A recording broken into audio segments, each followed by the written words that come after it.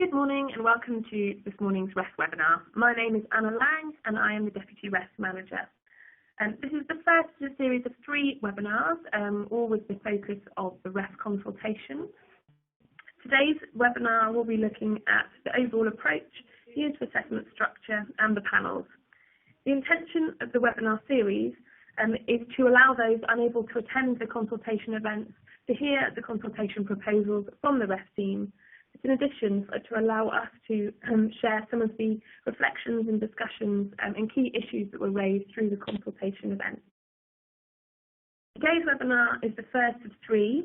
We also have a webinar on Thursday the 9th of February, which will look at staff non-portability, interdisciplinary research and outputs.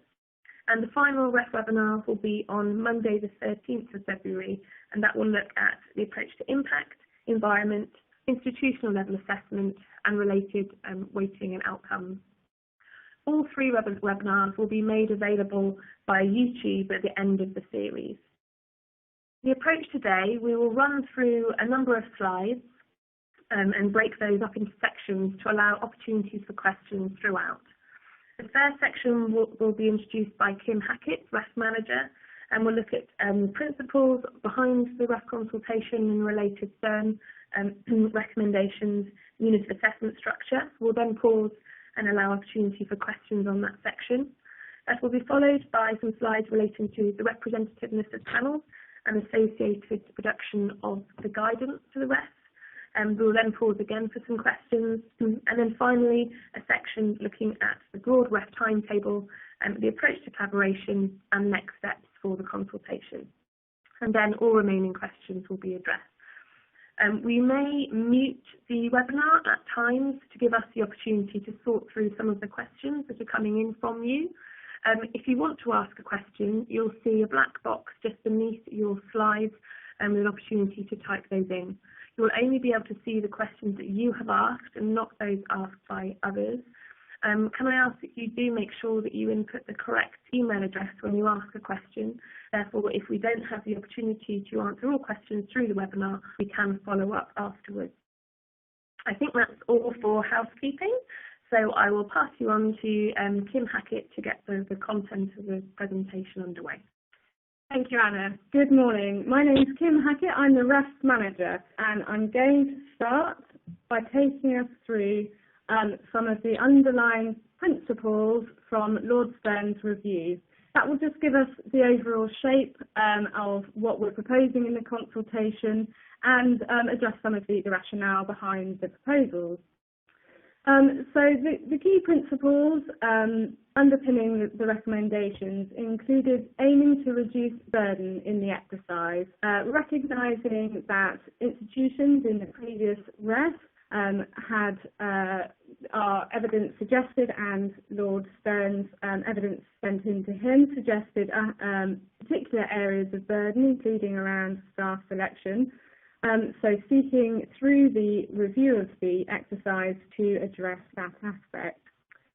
Additionally, Lord Stern was keen to address some of the game playing that has been associated or seen in previous exercises. This includes, I think, some of the issues that have been raised in relation to previous exercises, such as the effect on staff recruitment in the exercise, particularly around the census date. Lord Stern's recommendations sought to put an increased focus on the institution level assessment in the exercise, removing a degree of personalisation in the exercise, and that's particularly seen through the proposals for decoupling staff from outputs, which we'll come on to in future webinars. The proposals also sought to provide increased recognition for institutions, investment in staff and research, as well as introducing flexibility to allow more space for longer-term research. Overall, the proposals are intended to give a more rounded view of research activity through the exercise. There is also an emphasis on interdisciplinary research and recommendations around broadening impact in the assessment. We're just going to try and do something to improve the sound quality. Bear with us one moment.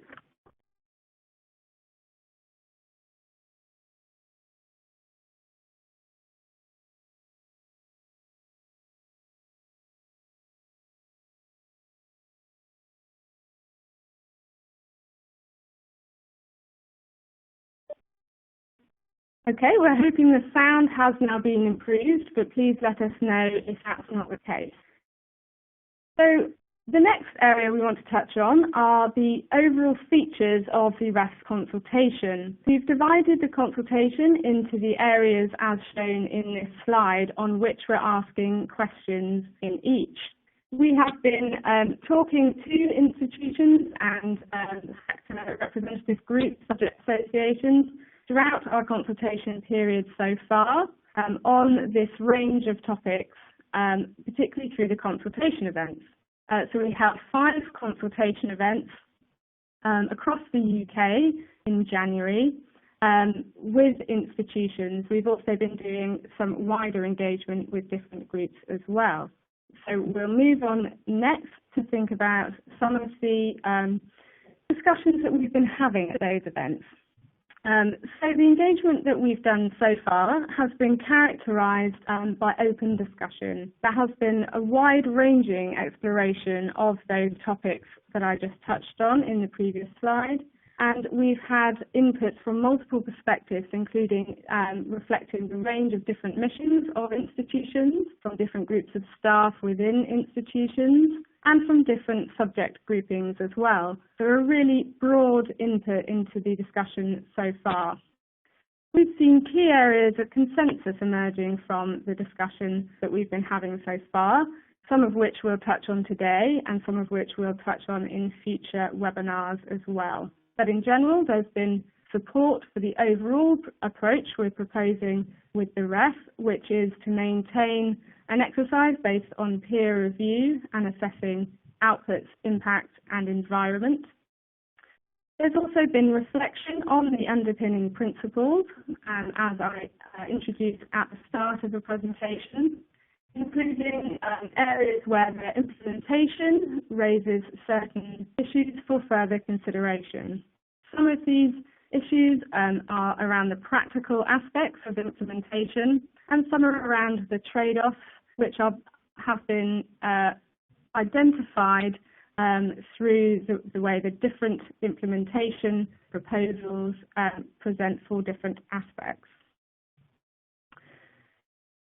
The events that we've had and engagement so far has been helpful for us, really helpful for us to get a sense of the different views in the sector, where there have been those areas of emerging consensus, and we've also heard they've been helpful for the participants, helping them to think about their own consultation responses and how and to develop thinking on those aspects as well.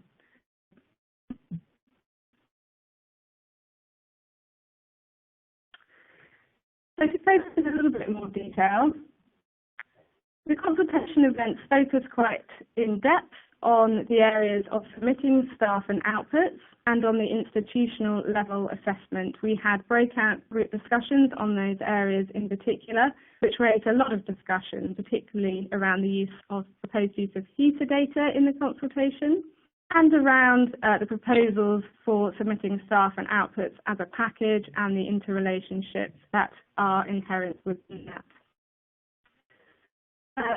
These issues, therefore, we will be addressing in future webinars, as Anna indicated at the outset, with the first on staff and outputs on Thursday, following then on Monday with institutional level assessment, which will also include impact and environment as well.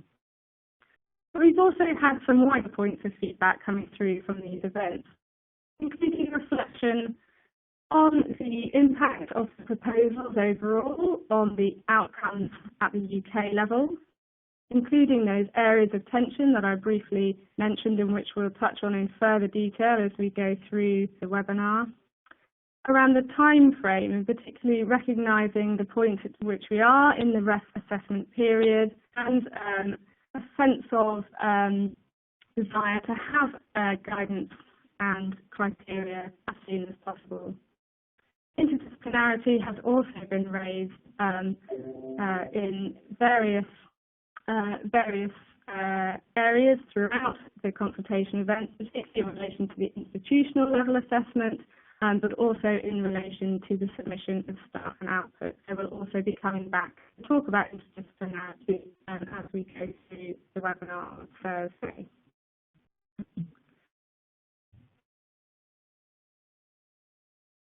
Today, we want to focus on these areas shown here. These proposals set out in the consultation have not yet been focused on in detail at our consultation events. They've been touched on in brief, but they are areas that we need to think about in further detail. That includes the unit of assessment structure, the approach to appointing the panels via nominations, the way that we develop guidance and criteria, and the timing at which we appoint the panels in relation to that, the overall timetable, and the proposals around collaboration. We'll also touch at the end of today's webinar on the next steps hereafter.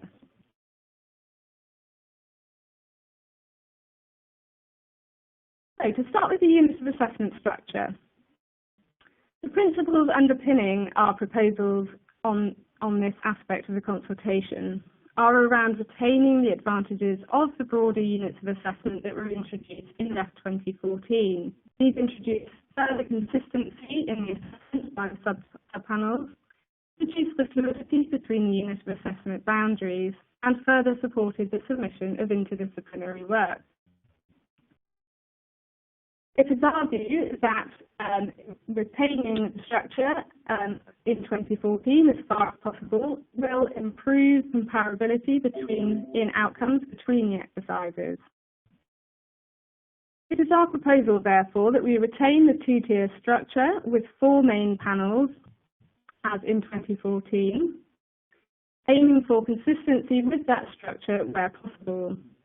It is our intention to review the structure for a small number of units where an issue has been identified, and that's through our evidence evaluation work that we conducted on REF 2014, as well as feedback from the assessing panel. In the consultation, we propose the possibility of an option for distinct output subprofiles to be produced within units of assessment. And this is to address issues of visibility for certain discipline areas that was identified for some units as an issue with the 2014 structure.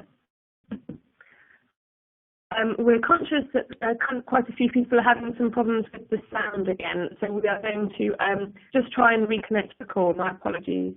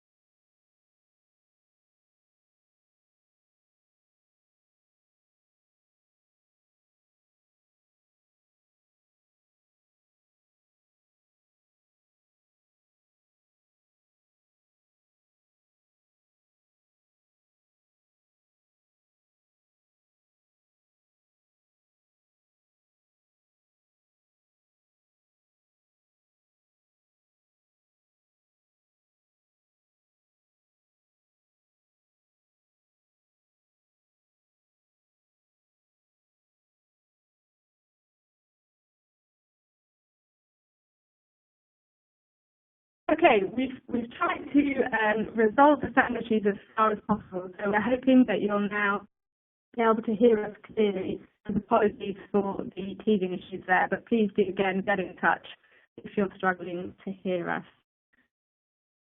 So I'm going to continue on now to focus in a bit more depth on those areas in the unit assessment structure which have been identified through our evaluation activity.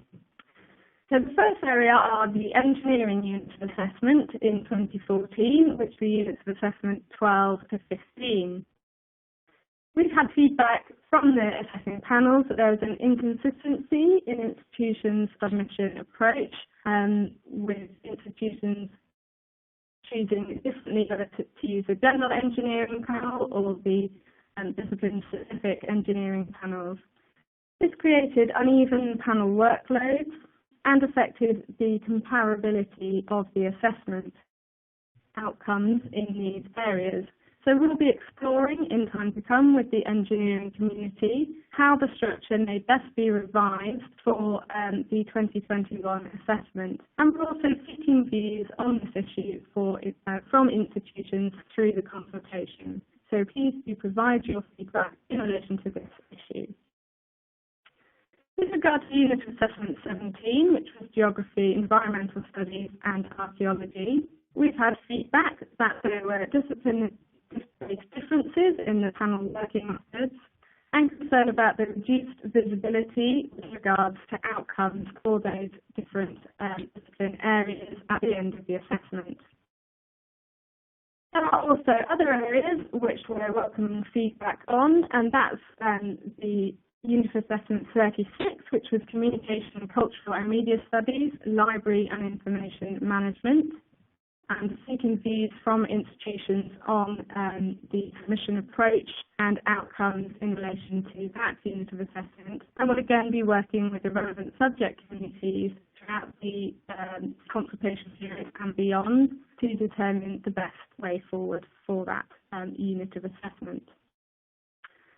We've also had feedback in relation to those seeking more visibility for certain discipline areas, for example, forensic science, criminology, and film and media studies.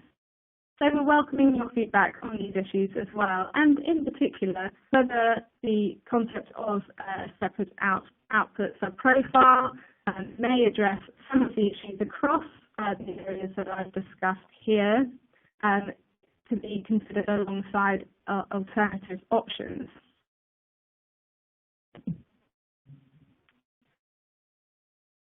So in relation to consultation events and wider discussions we've been having, as I touched on, discussion has been fairly brief on these wider issues so far, which has limited our view at this stage on emerging consensus views on these issues.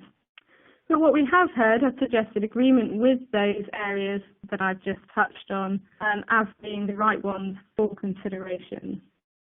There's been some interest in the separate output sub-profiles that I just described, but also some concern about whether this issue itself has got enough visibility in the consultation document and whether, as there isn't a separate question on this, the issue may be addressed sufficiently. So we'd welcome consideration to this point and particularly views on whether this may be an appropriate way forward for some unit of assessments. It's our view that in giving a separate output sub-profile in some of the wider units of assessment, this would combine the advantages of increased visibility for the distinct discipline areas within the panel, whilst retaining the advantages of being part of the wider panel in terms of impact, environment, and consistency of assessment, and the support for interdisciplinarity. So welcome views on whether that's an appropriate way forward. There's also been some interest in how multiple submissions might be handled in future exercise, particularly in relation to differences across the panels in 2014 and what initial thoughts there are on how that might be handled in the future. So we've now got an opportunity to address a few of the questions that have come in on the unit assessment structure. First of all, there has been a comment that a distinct subunit within the unit assessment is welcome. The comment that midwifery research is one of those embryonic research areas that can have a huge impact on public health outcomes, and being able to track its impact is key to enhancing its growth. So that's really about a comment about how the visibility of the subunits within a unit of assessment would be welcome in the next exercise. Following on from that, there is a question as part of this comment about how we might select these subunits. My comment on that is probably that we'd ask you to identify the ones that you think are particularly relevant for the unit of assessment. So as part of your consultation responses, it would be helpful for you to let us know which subdisciplines within a unit of assessment you think need to be picked out. I think my starter for 10 is probably the different disciplines that are named directly as part of that unit of assessment name. Kim, I don't know if you have any further reflections on that question. Yes, I think that's right, and it would also be an issue that we seek to explore with the subject communities as well as we go through the consultation process, and would be an issue that the panels themselves would also reflect on in their panel criteria document, with a further opportunity then for institutions to comment through the panel criteria consultation. So we've also had a question directly about Unit of Assessment 17, which was the Geography and Archaeology Unit of Assessment. And the question asks if we can say a little bit more about what we meant by the disciplinary differences in panel working methods for Unit of Assessment 17. My starting reflection is based on the huge amount of multiple submissions that were requested and indeed accepted for this panel, which allowed universities to make separate submissions for geography and archaeology within that panel. And that kind of separate structures and those separate submissions naturally creates a slightly different structure assessment for those areas. Tim, I don't know if you want to reflect on your comment around disciplinary differences in panel working methods for that panel. Yeah, this was a point of feedback from the panel themselves, and I think reflects the discipline breadth of both geography and archaeology in the assessment, and the way that they actually went about and structured the approach to the assessment. Okay, great. So we've also had a question asking for a little bit more detail about the issues relating to Unit of Assessment 36. Which I am now struggling to remember the full name of that unit of assessment, but it included information management, library studies, quite a large range of disciplines within that unit of assessment, and therefore a kind of volume of work that was particularly diverse. Sure, I've just popped back the slide so that we can all see the full name of that subpanel there. So I think this panel brought together two previous RAE panels, and I think the discipline remit of the panel was quite broad, and with some submissions, I think, in library and information management being closer to submissions in other main panels. So the question here is for institutions really about how, whether they felt that library and information management was in the right place, and whether this is an issue that needs further consideration for 2021. Because it's worth noting that we're kind of flagging these as potential issues. However, the consultation responses may lead us to leave them exactly as they are. So we're not looking to make changes if they're not required by the sector, but flagging the ones that we have been made aware of, or issues that, as I said, does not necessarily means we'll definitely make changes. So we've also had a question, which I'll read out, which says, we propose to seek consistency with 2014 wherever possible, but in the consultation it states that the intention is to retain fewer broader units of assessment. This intention to retain fewer broad units of assessment is actually a reflection on the difference between RAE 2008 and REF 2014, where we did drastically reduce the total number of units of assessment. So we're not looking to radically reduce them any further, but it's the principle that underpins the change between RE 2008 and REF 2014, which is the kind of the underpinning reason to look at this unit of assessment structure and reinforce that principle wherever possible. There's also a question within that question about what is the practical difference between sub-profiles and units of assessment at different schools for outputs only. So I suppose, yeah, again, we kind of welcome your thoughts on how we might structure this part of the outcomes if we were to provide visibility at disciplinary level. Is this only required for outputs? Reflecting on the previous comments that I think it was in midwifery that further visibility for impact would be helpful. So I think we would consider if there were a different kind of sub-profile visibility across the different aspects of the assessment. Kim, I don't know if you have any reflections on that. Yes, I mean, I think the proposal in the consultation is primarily around the output sub-profile to give increased visibility for those discipline areas according to their output submissions. As Anna suggested, where advantages are seen in extending that more broadly, please let us know. Okay, so I think we're probably on to our last question around units of assessment structure. And this is a question that asks whether any concern has so far been expressed about the breadth of psychology and into social psychology and the place of psychology in unit assessment 4. The comment says that the publishing behaviours are very different in life sciences and social sciences. We have had quite a bit of engagement with the unit assessment 4 community over the last year or so, looking at this issue, and we were conscious that for RE 2008 there was a separate psychology panel to the kind of clinical psychiatry, neuroscience and clinical psychology panel for RE 2008, and this has been merged for REF 2014. Although we have had to address some challenges around the large mix and diversity of research and cost of research within this unit of assessment.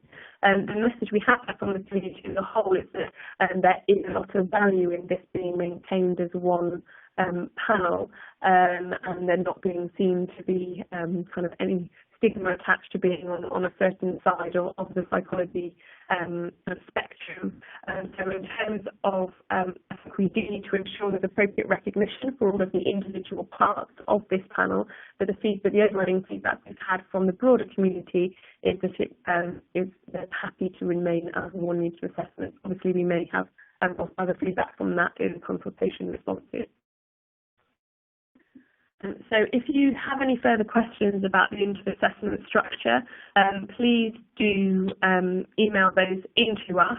We'll move on to the next slide for now, but if there are further questions, we will try and address those offline, or if we have any further time at the end.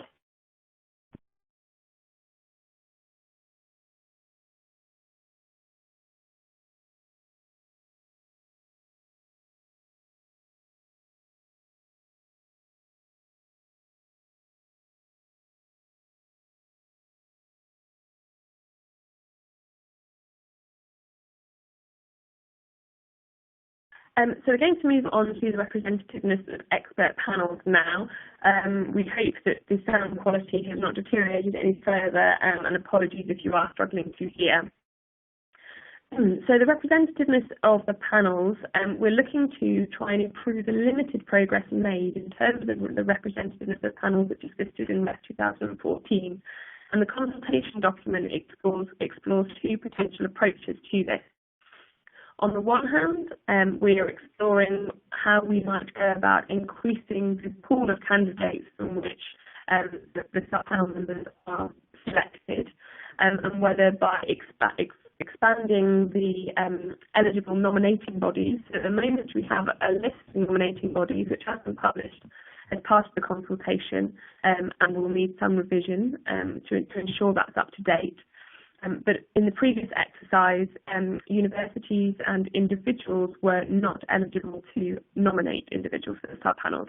So the consultation explores whether we might open this process up a little further to allow those individuals, mission groups, universities to nominate alongside the formal nominating bodies, subject associations and sector bodies and so on, to help improve the pool of candidates that are available to be selected from the panel. Where this would have to be, or the consultation explores whether this should be accompanied by additional evidence to endorse the suitability of the candidates that are recommended. Alternatively, one of the other potential approaches to increasing the representativeness, or intending to increase the representativeness of the panels, is to increase the requirements and responsibility on the nominating bodies for the nominations that they make. So whether we include additional structured equality and diversity forms so that they have to show they have taken account of such considerations in the nominations that they make. In some ways, this would be a more manageable process in terms of the potential number and volume of nominations made for which subpanels are selected from, but it wouldn't necessarily enhance the pool from which these selections are made. So these are the two approaches that we're considering and which are raised in the consultation to consider how we might improve the representativeness of the panels.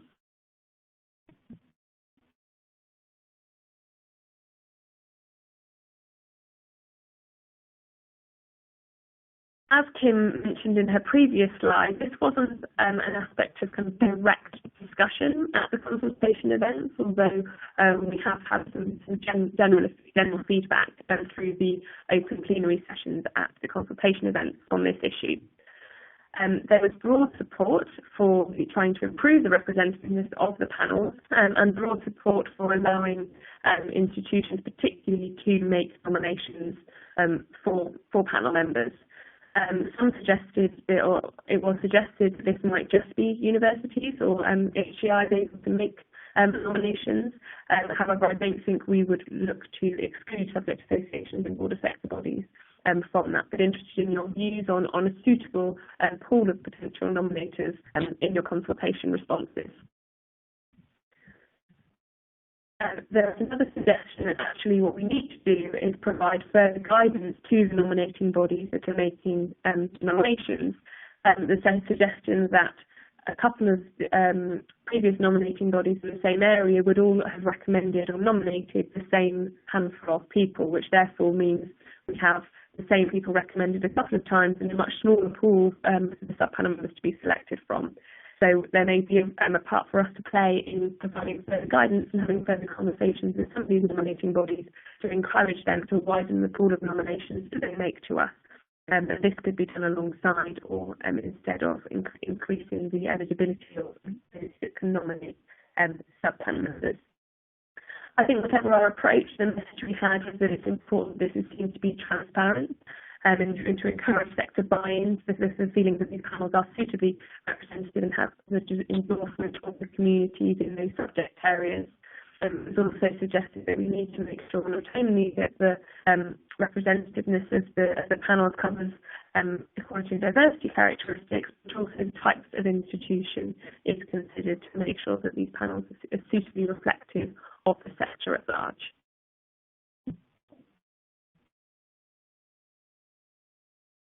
So we'll move on to our proposals around the production of the guidance on submissions and panel criteria and the related proposals around panel recruitment. So the consultation explores whether we might look to simultaneously develop the guidance on submissions and panel criteria for REF 2021. For REF 2014, these two documents were published separately. One in July, I think, and the following one in January of the following year. So there was a 6 to 7 month delay between the two documents. With a view to improve consistency and streamline the process further, the consultation explores whether we might seek to produce these two documents in parallel, potentially as one document, and publish at one time. If we were to do this, we have recommended that we would do it with the main panel, so the production of the guidance and submissions and panel criteria would be in consultation with those recruited as part of the main panel for the assessment. The main panels are made up of the main panel chairs, the sub-panel chairs for each sub-panel within that main panel, international members, and also user members of the main panel. So these would be the experts tasked with and helping us develop the guidance on submissions and panel criteria.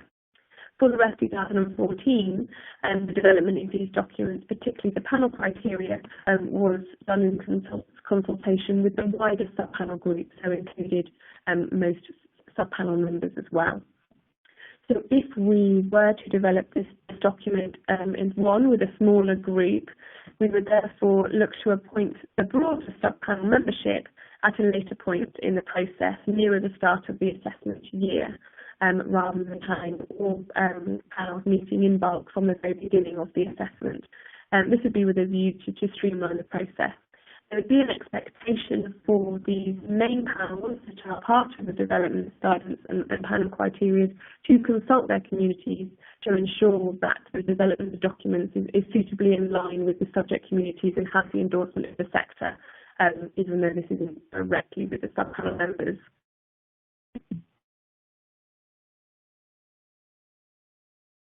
So now looking at the feedback we've had on these proposals as part of the consultation events, again reflecting that they weren't one of the broad discussions at every event, but rather comments we received in a more ad hoc style. I think the overriding message we received is that the sector would like to receive the guidance as soon as possible, and would rather that this was released in a more staggered manner than potentially one consistent document if this was to be produced later. So there was some concern that by producing a guidance on submissions and panel criteria as one document or simultaneous publication, that this could potentially delay publication of this guidance. And then the overriding message we had was that they'd rather staggered guidance published in parts rather than a broader delay to receiving any guidance. I think the message around a plea for guidance as soon as possible is clear.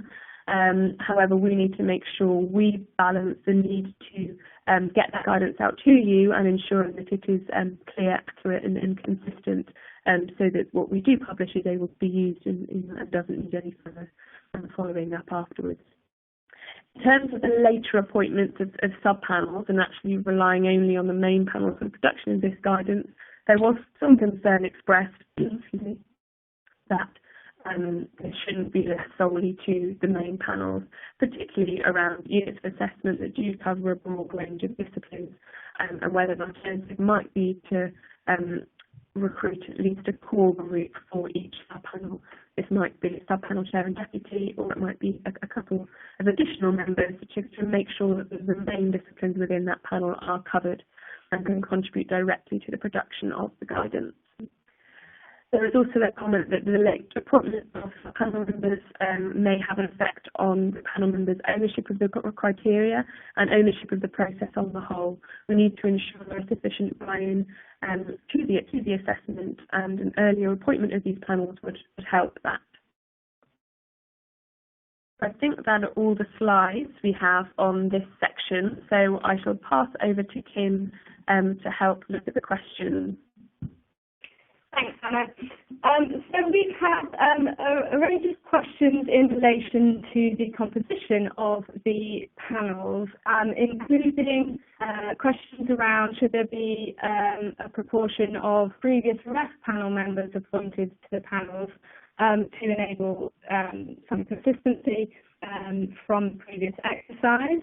It certainly would be our view that in seeking that there are a number of things that in working with the sub-panel chairs and main panel chairs around the appointment of sub-panel members that we seek to achieve representation on in the sub-panels, and certainly previous experience of the assessment exercise is one of those factors, as well as some of the other characteristics that Anna touched on as well. So there was also a question around industrial representation on the panels and international panel members.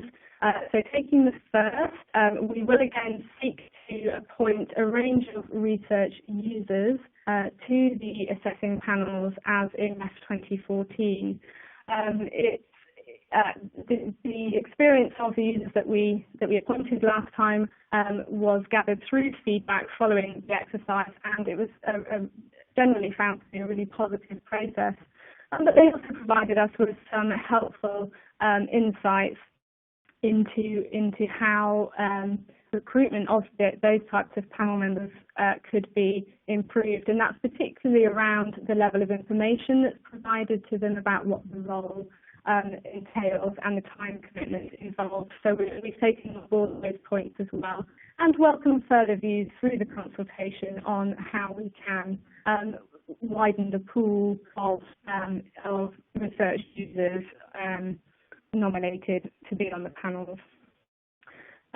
So we've also had a couple of questions around interdisciplinary research, both in terms of interdisciplinary assessors or just panel members, as well as on the interdisciplinary panel itself.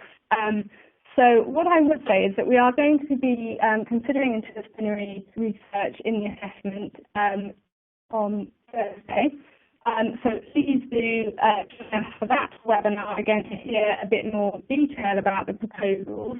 But certainly it would be our intention to ensure, among that range of things that we're seeking to ensure representation on the panels, that interdisciplinary expertise is one of those. And one of the proposals in particular that we're seeking views on in the consultation is whether we should seek to appoint interdisciplinary champions on the panels who would then have an overseer sort of role of that type of research submitted for assessment.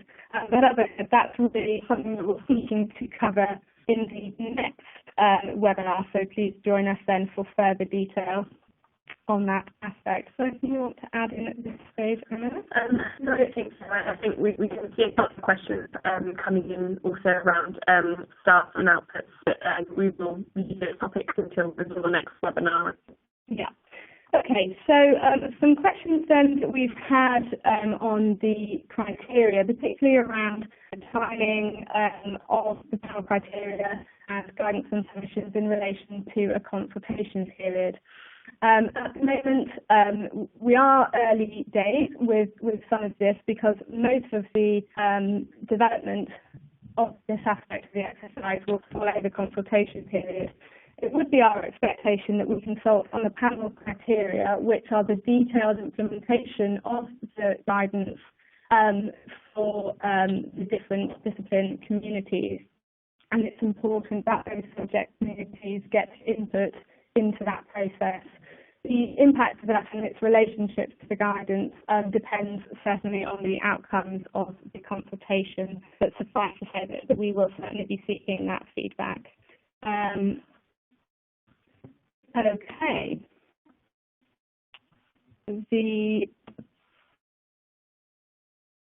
We've also had a question on whether it would be better to have the sub-panels in place earlier to allow for coverage of job responsibilities with the high workload required of the sub-panel members. The assessment year likely to be challenging for both individuals and institutions. I think that's a very good point and has certainly been raised in the consultation.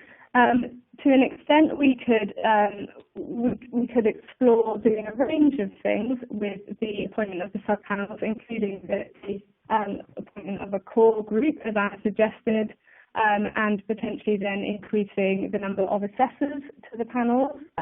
Certainly, those are important points for consideration. Yes, I'd say we have been made aware of that through the consultation period, that actually the later appointment of sub-panel members with the high workload that would then be expected of them at short notice would have further implications, and so we would have to consider that in terms of our recruitment process at whatever stage that's undertaken. So point taken on that one. Yeah. Just a couple further of questions again around panel appointments. One is in relation to the extent to which objections can be made to individuals who have been put forward for the panels. It's our view that the nominations process would need to include nominees would need to be put forward with the support of their subject communities.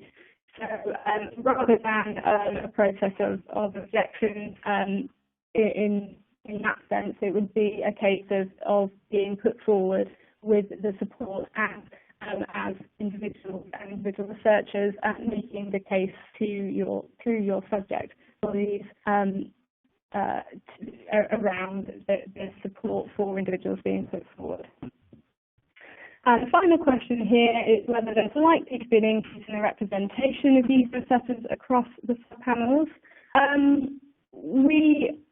Our initial intention really is to keep an approximately similar size of panel members and assessors that were appointed in 2014. So we're not seeking to extend the representation of user assessors in a systematic way, but we will of course be working with the subpanels to ensure, and the subpanel chair in particular, to ensure coverage of those impact areas and types of organisation relevant to that subpanel's remit.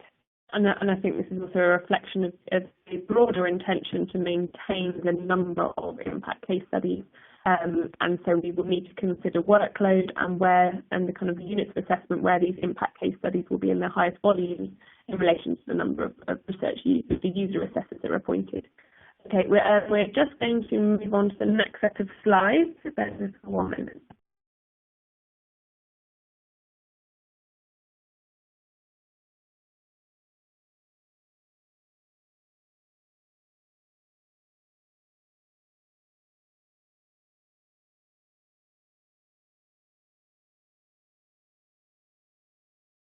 Okay, so on to the timetable. This timetable is the one on the slide here that's included in the consultation document. And it includes some of the headline dates for the assessment processes we're proposing. So starting off from the 1st of August 2013, which would follow on from REF 2014 period for research income and impact. The start of the assessment period for outputs will begin on the 1st of January 2014.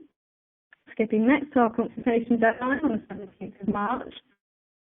Then looking to publish the initial decisions on the next step in the middle of this year. So we're aiming for around the summer to be able to tell you the headline shape of the exercise.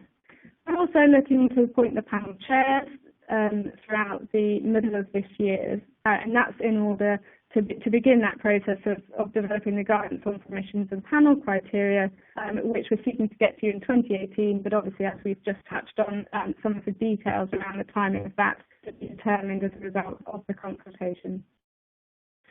Institutions have then been invited to make submissions in 2019, with the closing date for submissions in November 2020. The end of the assessment period for impacts and environment and related data would be July 2020, and the end of the period for research outputs and research underpinning case studies would be December 2020. The assessment year is going to be 2021, with the outcomes published at the end of that year and the publication of submissions and associated reports the spring afterwards in 2022. So that's the broad shape of the next few years from our perspective and on which we are seeking views. In terms of reflections on the timetable so far, as Anna briefly touched on in the previous set of slides, we've had messages from the consultation engagement around information sought as soon as possible, with particular need for clarity on key aspects such as what the volume measure will be and the associated case study ratio. We've also had some concern raised about the retrospective application of proposals to parts of the assessment period that have now passed, particularly around such issues as determining the volume measure through an average FTE. And this is an issue to which we will return in our webinar on Thursday when we consider the submission of staff and outputs. Our view on this is that we need to balance timing and testing. It's clear that a number of new proposals set out in the consultation for areas which mark departure from the assessment process in 2014 would need piloting in order to ensure they are appropriate and robust. But we are aware of the implications for this on the timing of the detailed guidance, and we'll seek to give the sector as much information as we can as soon as possible, alongside the desire we have to develop appropriate and robust proposals. So to finish off, we're just going to touch on the proposals for collaboration. So it's around to further support collaboration between higher education and organisations beyond HE in the next exercise. The Dowling Review, in suggesting ways that this might be achieved through the REF, recommended that individuals moving into HE from organisations outside should be given a reduction in the number of outputs required in accordance with that given to early career researchers in the previous exercise, which was a reduction of 2 outputs. The proposals for the submission of staff and outputs, which we will touch on in the next session, it is our view that the flexibility of these proposals will negate a need to set up special arrangements for this type of individual, particularly as staff are proposed to be decoupled from outputs, which would give institutions the flexibility to compose a submission within certain limits, which we will go into in further depth next time. But we're also seeking views on whether there's ways that we can give further recognition to this sort of collaboration in the environment statement. So in terms of reflections from the consultation events so far, there's been overall support for the proposal to recognise or give further recognition to collaboration between HE and beyond. There's also been recognition that the proposals around an institutional level environment statement might be a good way to enable further recognition to be given. This might be a helpful avenue to explore for inclusion in that particular statement. But there's also been some concern raised about the issue in relation to the non-portability of outputs. Particularly around the proposal that institutions are eligible to submit outputs where they have been demonstrably generated by that institution. So again, these are issues that we will be touching on in much further depth in the next webinar, but we just wanted to flag here the proposals around collaboration and some of the feedback that we've had on this so far. I think that concludes. Okay, so we do have a few questions on this that I'll try and sort through. We may need to meet the webinar for a short amount of time just to make sure that we have addressed everything. But to start with, there's a question on whether there's any indication of when the online submission system will be launched for REF 2021. Our intention would be that this would be launched into the beginning of 2020. I think slide on that. And so that it's in time for submission. I think we would look to launch it slightly before if we can. In REF 2014, there was a pilot or a beta launch of the submission system, which was slightly earlier. So we would potentially do that first. There's also a related question around how the timeframe of the release of the submission system has a knock-on effect on current research information systems and the development of your internal systems that you may want to feed into the submission system. This has been raised with us a number of times, and so we are aware. Obviously, we are starting to develop the systems now, and we'll be keen to engage with some of the key suppliers to try and ensure they are as interoperable as possible in the same way as those conversations took place for REF 2014. Obviously, the time frame is an important issue, so we'll do our best to address that as soon as possible. Yeah, it's also our intention to establish a steering group to help us develop the submission system, which will comprise members of the HE sector as well as members of the funding bodies. So to really help us understand and get a good sense of interoperability of these systems. Okay, another question around time frame. Given that there was a gap between the end of the environment data for REF 2008 and REF 2014 and the possibility of keeping the REF periods clean, is consideration being given to starting the environment data for REF 2014, from August 2014 rather than August 2013? So this is around the environment data relating to research income and research degree awards that we directly align with your HESA returns. So the current proposal is that this starts in August 2013, so that there essentially isn't any lost data. By starting in August 2014, there would be a year of research income and research degree awards that would be lost from the exercise.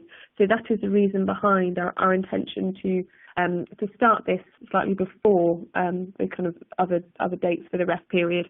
So the suggestion in that question was that we might want to keep it clean and actually start a year later. If that's the case, we'd welcome your comments and arguments for that in your consultation response.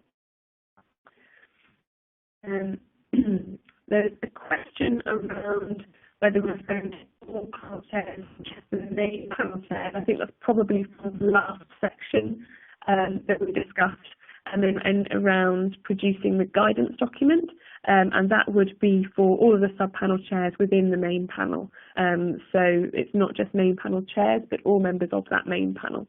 I'm sorry if that should have just addressed a previous issue. A question around at what point we will be asking institutions to submit their intentions, so the survey of submission intentions. This depends a little bit on exactly what information we want to get out of this survey, and I think some of the consultation feedback we've had already may inform that. I don't want to stray too much into the staff and output session, but one of the suggestions relating to how we might ensure appropriate alignment of staff to REF units assessment, and maybe an alternative might be to use a survey of submission intentions. So we need to explore exactly what the purpose of that is, but whether there is the possibility of using that to help inform the number of outputs and number of impact case studies that you might be expected to provide. So the timing of that is still yet to be confirmed. Okay. What I'd like to do now is just run through the remaining slides we have, which are just going to give you the next steps from our perspective. So we've got a 14-week consultation. That means the deadline is on Friday the 17th of March. We're intending to analyse those responses in the immediate period following to give the initial decisions around the summer, as I mentioned previously. In the meantime, we are establishing some advisory panels to help us with the development of some of the proposals around equality and diversity. So we're seeking to establish, again, an equality and diversity advisory panel. There are implications for equality and diversity throughout the consultation proposals, and it's important for us that we ensure equality and diversity continues to be promoted in the next REF as it has been previously. So we're working closely with that group to explore the implications there. We're also going to establish shortly an interdisciplinary advisory panel. The panel will be chaired by Athene Donald, and its role in the initial period will be to advise us on the arrangements for better supporting and promoting the submission and assessment of interdisciplinary research in the assessment. We're also working alongside the Forum for Responsible Metrics, particularly on some areas in relation to the environment statement and the use of metrics to support output assessment. So we'll come back to those areas in future sessions. And as mentioned, we'll also be seeking to pilot some activity through 2017 as well. We've got one further slide which sets out the timetable in a comparative way with REF 2014. So I'll just, as we've now come to the end, I'll just leave that slide there for you to digest. But as you see, it's along the same lines as the previous exercise. The slides will also be available after the after the 3 webinars that we're holding, and we will look at the sound issues that we've had for this webinar before we launch on Thursday with the second one. So again, apologies about the sound issues that we've had. We will be looking into those. We'd like to thank you all for listening. I'm also conscious that there are quite a few questions that we haven't been able to address. We do have a log of those, and we'll do our best to get through them outside of the webinar space. Sorry, okay. So yeah, thank you all for listening, and we'll look forward to discussing further issues around staff outputs and institutional level assessment with you over the coming weeks. Thank you very much.